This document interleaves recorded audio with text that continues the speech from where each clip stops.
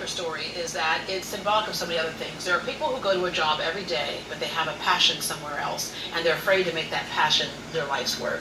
So tell folks about you. You were working in a business before. I was actually an environmental scientist, and I was the manager over a group, and I was really enjoying that. And then one day the company went bankrupt. And I was 50 years old. I thought, oh, no problem. I'd send my resume out, and I just had one door after another closing for me. Not realizing that another big door was open. Yes, and so that's a life lesson, right? When you think things are really going wrong, they might just be forcing you to go right. Because you'd always been an artist, and you loved art. Yes. And so, but never really thought about it as a full-time job? Never thought about it. I just remember hearing my dad say, grown-ups don't do that for a living. Yeah. Yanni's my biggest fan. Hi, Dad. Yeah. Well, you paint all kinds of things. What's kind of cool is that you, with your background in science, you oftentimes will incorporate like geos or rocks or just all kinds of things. Minerals, metals, semi-precious stones. I love all things earth and just the connectedness, and which is why I love to paint, because it connects me to people. Yeah. And chickens. And chickens. Yeah, you met Chicken Mike, and then all of a sudden you were painting chickens. But look, and chickens are actually really popular in art right now. You got cows and chickens, but look how pretty they are. These are some of my watercolor series. Thank you. And this is actually an acrylic painting today, but those are watercolors, and then that's pine cone, which was the beginning of me painting chickens, really. But when I met Mike and Nicole, their passion for chickens is crazy. My husband Bruce Potter and I went out to a chicken show one day, and I realized then. Oh, look at this! She's a sexy chicken. I call her legs. Yeah. She's like a rockette chicken.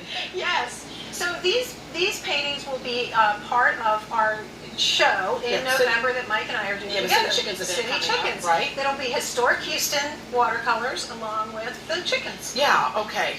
The Historic Houston art series, and you can also paint for live charities. And if you have not seen this kind of, look at you do other stuff too. That's a watercolor. Yes, that's a watercolor, and it won. Glass Tiger named that gentrification of Freedmanstown. Yeah, this was called Chain Link. And this is Ruth Van Ed Bailey. I lived in Freedmanstown for about 3 years when I moved back from Dallas to Houston, and I fell in love with the community, but it was changing before my eyes. So this is these are three in the beginning of the Historic Houston series, and I'll be depicting these types of just scenes throughout the city that maybe one day you'll go through that street, it doesn't exist anymore. That's exactly right, but it is immortalized and stays forever in a painting, right? Yes, thank you. I mentioned that you do a lot of charity events where you will paint live during an event, and it's like the sideshow, right? But everybody's like looking, it's like, what's she doing now? But it's interesting because you look away, and then all of a sudden you look up, and you're like, there you are, I guess another metaphor for life, beginning and ending of something. That's absolutely true. And Houston's big hearts, man, they've shown up. So this is one of me painting. This is Technicolor Marilyn. She's really popular with everyone. So I'll paint throughout the course of the event, and then they'll either live auction or silent auction. And in that way, in the last 3 years, we've raised just over $200,000. That's amazing. That's amazing. Okay, there's one young lady that's very popular in my house. Her name is Feathers. My son fell in love with Feathers. He with a smile on his face. That's like his girlfriend. He's going to kill me for doing this, but yeah. Feathers is a beautiful, beautiful chicken, and so I didn't realize Feathers' name was Feathers until after I printed labels. So right now she's labeled as, you can just flip it over. Here we go. Right now she's labeled City Chick. Town Chick, but she hot certainly, AKA Feathers for sure. That is so cool. When I told my son you were doing this, he was like, oh, please tell her. I said, thank you very much. And this is a gift for your family from ours. Okay, let me tell you why this is so important.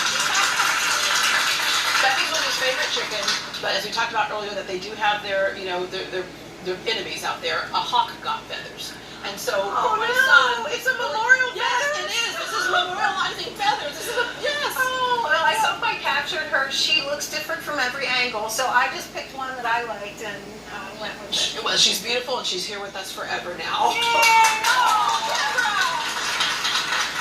want to say thank you so much because it's just so fun and such joy. Like I said, you're a great artist that you could paint anything, but this kind of can add joy to your chicken coop. You can paint it up in your house, and it's just like chickens are popular right now, right? They are Patti popular. Lennon Potter has a special offer for Great Day viewers. Mention you saw her on today's show and receive $500 off an art purchase or of $1,000 or more. This offer is good for the first 10 people to purchase artwork of any kind. For more information, log on to greatdayhouston.com for details. We'll be right back.